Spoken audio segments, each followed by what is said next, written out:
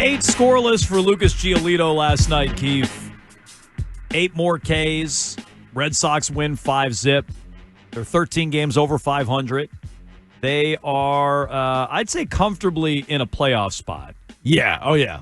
They're five Lock games it in? clear. It's a little dangerous to lock it in. I'm not going to lock it in. They're 5 games clear of the Royals, who are out of the playoffs. Although, you know what their chances are, according to the odds? Red Sox? Yeah. Playoff chances? 93.7? I wish. 8. Oh, 93. Let's round down in this Okay, case. pretty good. 93.7 chance to get him in. 93.7. And there for you go. some reason we can't figure out, despite having one more win and the same number of losses as the Yankees are 97.8. So according to these metrics, the Yankees have a 4% better chance of making the playoffs than the Red Sox. I mean, they're both going to get in, but that's odd.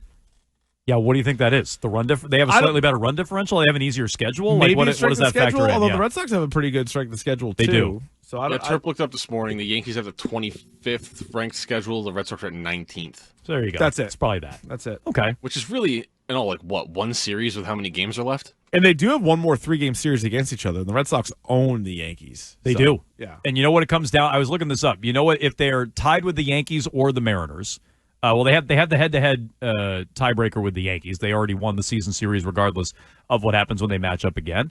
But I believe after that, it's divisional record because they split with the Mariners 3-3. They're 8-2 against the Yankees. They split with Seattle, I believe, off the top of my head, 3-3. So we go to divisional record. Red Sox have a very good record in the AL East. So if you're starting to look at, they're 4 games away from Toronto, so maybe they could still catch Toronto. But if you're starting to look at that number 1 wild card and hosting in the wild card round, they're looking pretty good for tiebreakers should it come down to that. Okay. So Giolito, great. Again, last friend of the night. show and one-time Hoss of the Week. Maybe 2? He's not going to win, though, Jones. You don't think so? So on Monday, we had to introduce the world to, I think, Hoss of the Month, maybe Hoss of the Year.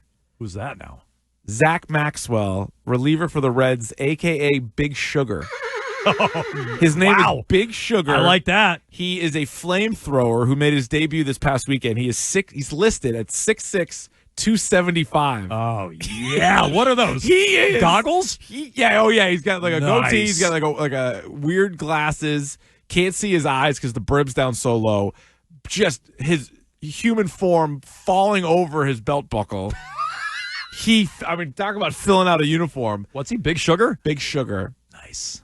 He's got the sugars. All right, so we think he's probably Hoss of the Millennium, so we might not be able to give it to Giolito, but Giolito, strong nominee, 8 scoreless last night. Yeah, honorable mention. Honorable mention, but look at this guy, Jones. He look goes at him. 100 miles an hour. Oh, I like the action shot, Keefe. Oh, yeah, Terp knows what he's doing back there. Yeah, strut that runway. Big Sugar comes out there. He's the only guy that uses the bullpen cart.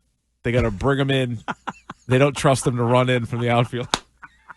Yeah, he's not walking 18. No. He's not walking 18. Is that a He's joke or is that for real? Well, I'll let you decide. Yeah, I'll let you decide. You can't tell. You looked that up on When Gemini. I looked at him, I was like, that adds up. No, It'd be great. He's a big boy. Yeah, he got a doctor's note. He gets the bullpen cart still from the 1970s. They bring him in. All right, so you don't have to wait for Friday. Big Sugar is our guy. Okay, we have Haas of the Week. Big That's good to know. Sugar is definitely our guy. But Giolito was sick last night. Let me give you a stat for Lucas Giolito, courtesy of Joe Weil. All right.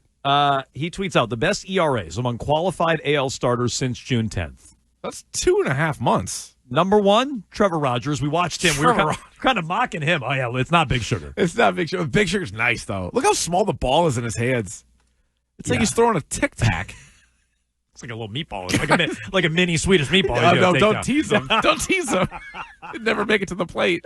So Trevor Rogers, clearly. Oh, he's ridiculous. Number 1 with a bullet. Number 2, since June 10th, AL starters in qualified ERA, Lucas Giolito, 231. Awesome. Skubal is at 240, number 3. He's been good. Crochet, 241, number 4. Also been good. Number 5, Brian Bayo, 250. So since June 10th, they have 3 of the 5 best pitchers in the American League. Admittedly, an arbitrary deadline, but since June 10th, they have 3 of the 5 best pitchers in the American League by ERA. And one of the 2 that they don't have is the favorite to win the Cy Young. Mm-hmm. And is on the Tigers, who are leading the division out there. And then Trevor Rogers, who has been like the best pitcher in baseball since he's been healthy. So, yeah, that's pretty remarkable. It does, to me, it's 2 things. Like, it's gonna, it's going to let Breslow off the hook potentially, but it shouldn't. Meaning, like, Breslow still should have added another starting pitcher. Yeah. But it doesn't mean that guy, whoever they added, was going to pitch better than Bayo and Giolito. Those guys have been killing it. Right. But it doesn't mean you can't add a guy better than Dustin May to be the fourth guy. Even if it's not Joe Ryan. Yeah, even if it's not like a prototypical 2, you should have gotten somebody better than Dustin May. Right. Yeah. And I don't know how I'm just naming names because I know they moved. But like Charlie Morton. I was just going to say, how's he been? I have no idea how think Morton's decent, been. actually. Why am I blanking on the guy? Merrill Kelly? The Rangers got. Thank you, Merrill Kelly. Like names like this, and not a lot of pitchers moved, not a lot of controllable starters moved. But the ones that did, right, Breslow was still incorrect to not add to his rotation, but 3 guys pitching like that. And Giolito feels like when he's locked in, like last night, and he's been very locked in his last couple of starts against Baltimore. I think it's no runs in his last 2 appearances against the Orioles. But when he's locked in, it feels like he's real locked in. Bayo's been on. Nick was highlighting this early in the year. Bayo's been great since like the All-Star break last year. Yeah. No, he's had a good run. Crochet may win the Cy Young if it's not Skubal. You know it's who has a probably vote? Crochet. Bradfo. Did he mention that? He did, but he said he couldn't say too much. He couldn't say who he was voting for. I was trying to get it out of him. He wouldn't say. He takes that very seriously. He want to break news on this program? It's a big responsibility. Okay. Oh, maybe he can reveal his bet or his when vote the season's on the over. show. That's a great idea. We should do that. Save it for sweeps. Save it for sweeps week. Save it for, assuming we're still a program. Yeah. We've already cleared the 1-year hurdle.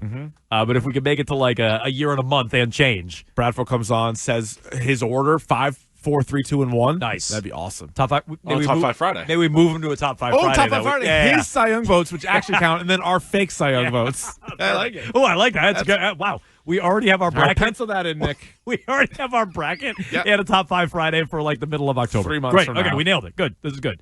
All right. Do the Red Sox have enough pitching come October? This is I still don't. don't. We're not relitigating the deadline. No, I no, agree no, with no, you on no, that. no. But do they have enough? I think they do.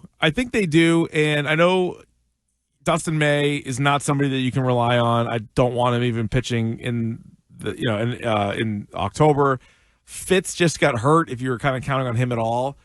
But I think you're still doing a lot better than most teams when you can throw Crochet, Bayo, Giolito, and then, oh, by the way, Whitlock and Chapman are as good of a 8-9 combo as we've seen. Like, they're filthy, those guys. What is it? 13 appearances. Chapman hasn't given up a hit. Yeah. And they had him. Calendar month, and he's done that twice this year. They had him warming up last night. They didn't need him, which for once they didn't need to go to him. He's in the game last absurd. night. He's And then, ridiculous. Out of all the guys that Breslow has swung and missed on, like Jordan Hicks and Dustin May, Matz might give you something. Matz isn't bad. The one time he gave up runs, it was bad. Yeah. But other than that, and he's gotten out of some jams, like that play at third in the Yankees series. Yeah. He got himself out of a jam there.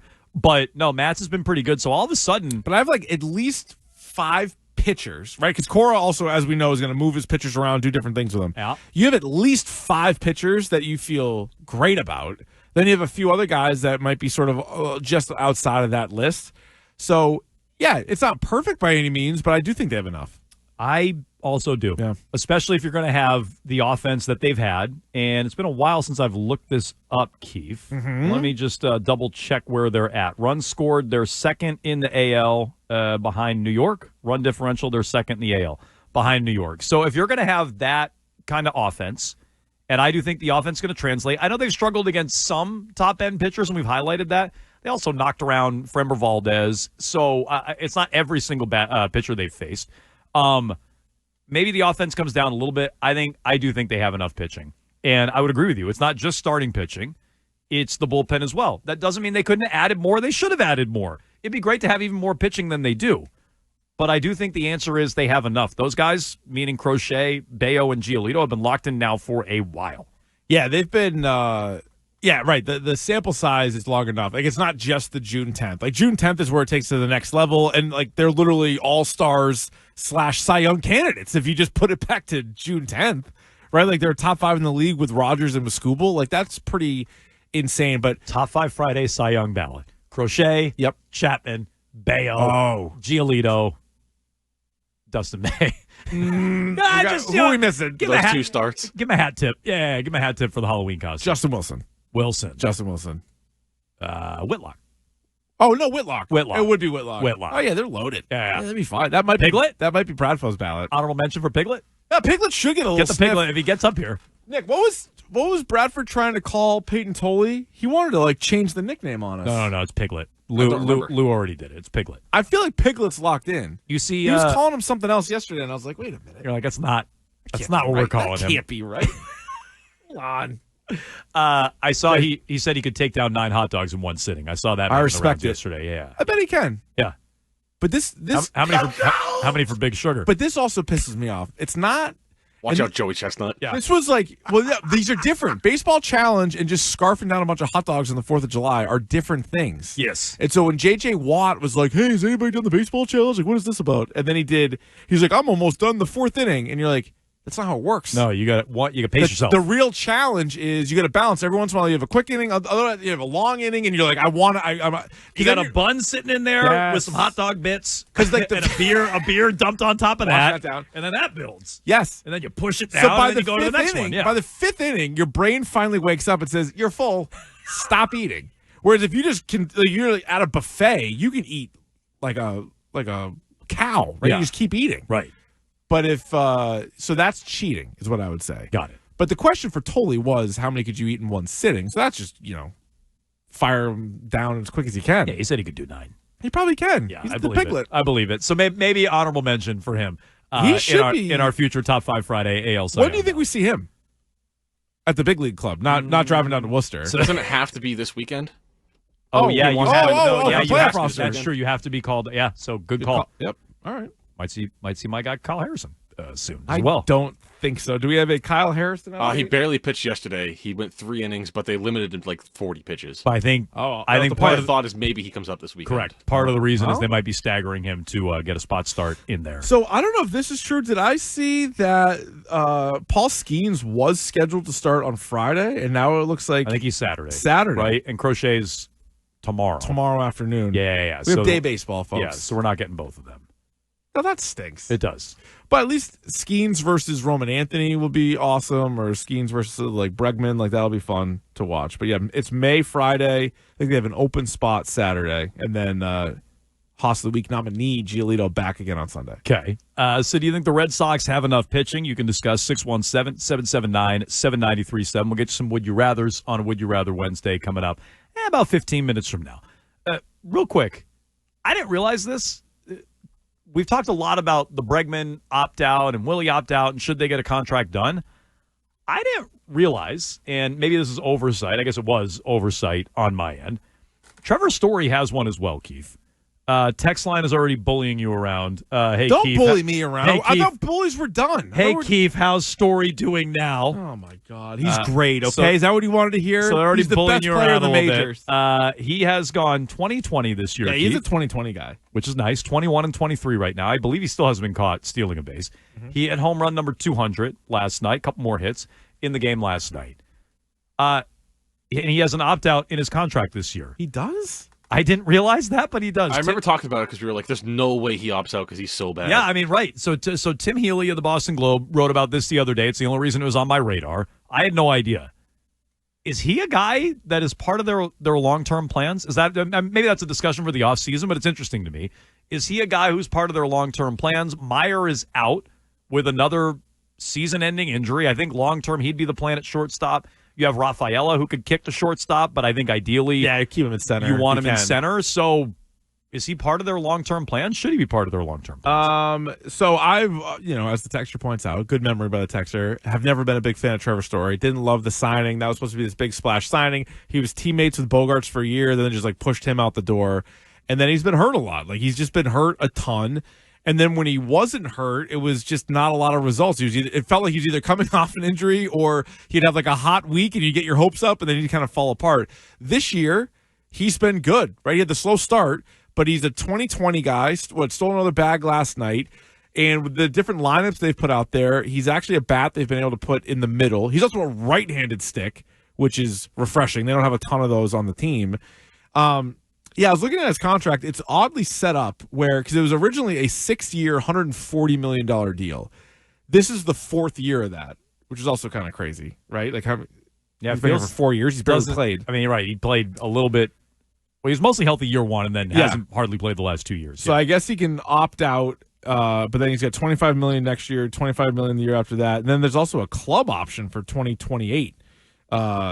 So could he make more money and all this stuff? I think. I mean, doesn't he have to opt out? He has to capitalize on a year like this, Yeah, right? he's having a pretty good year. Yeah, he probably does. Although, I don't know, he was coming off of 30 home run seasons, back-to-back 30 home run seasons, wasn't he, in Colorado? Yeah. No, I'm sorry. He wasn't coming off of back-to-back. He did have back-to-back 30 home run seasons. Then he had 2 more seasons there in Colorado. He was a free agent, and 6 for 140 was the best he could do then. He missed most of, 3 straight years, it felt like. And so now he's had a healthy season. I don't know. Maybe a team will convince themselves that a soon-to-be 33-year-old shortstop is the answer for them. If Marcelo Meyer didn't have an injury history, I wouldn't give a rat's ass. I'd be like, all right, he's gone. Meyer's your shortstop. Move on. Right. If Story out, if he doesn't opt out, then he's on the team. And that's fine. And he can be on the team. But if you decided to opt out, you go, well, great. We'll move to Marcelo Meyer. But can you really do that now? I don't. No, yeah, you need Story certainly more than I thought that you would, because if Meyer starts at short and gets hurt, now you're back to David Hamilton's, and you can't have that. Let me give you another one. Greg was talking about this morning. What about Chapman? Yeah, Chapman's another good one. We had a caller yesterday be like, they asked Bradford, are they going to extend this guy? He's a free agent. So I'd be real Chapman, hesitant to want to pay either one of those. So Giolito, I'm more open to paying. Yeah. I think he's got a club option for next year off the top of my head. But Chapman and Story can opt out. Chapman's a free agent. I'd be real hesitant to pay either one of those guys. Chapman's been unbelievable, and Story's had a really good year. I'd be hesitant to throw a lot of money at either one of those guys. I'd rather, even though he's older, I'd rather have Chapman, because I also don't think you're gonna have to go crazy. Is it a 2-year deal for Chapman? Can you get Chapman for a 2-year deal? Then I would do that, kind of lock him up, and then that. All right, if and when that breaks down, because all closers eventually break down, and he's already had an unbelievable career, you got Whitlock waiting in the wings, just like you have Meyer waiting in the wings. The problem is both of those guys, unfortunately, get hurt all the time. Yeah. So, if you have, Whitlock's our closer, Myers our shortstop, and then it's all right, now they're out. It is weird. They're both very healthy and both very good in contract years. It's weird how that works out. Or at least a potential contract year. Yeah, you're right. Giolito does. Story. I think it's a $14 million team option. Breslow. So, they'll take that. That's why I'm Brez Pro. Yeah, I get it.